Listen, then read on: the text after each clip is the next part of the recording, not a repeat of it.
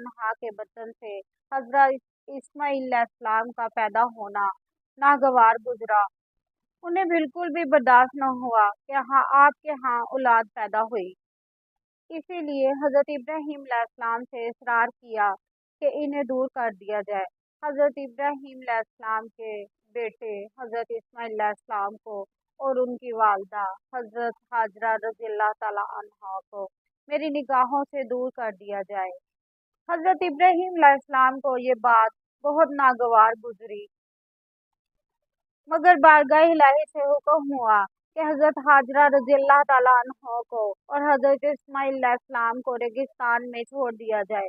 حضرت جبرائیل علیہ السلام حضرت ہاجرہ رضی اللہ تعالیٰ عنہ اور حضرت اسماعیل علیہ السلام کو لے کر اس جگہ چھوڑ آئے جہاں آج کعبہ آباد ہے۔ یہ جگہ بہت ہی غیر آباد تھی، یہاں پہ کوئی نہیں رہتا تھا۔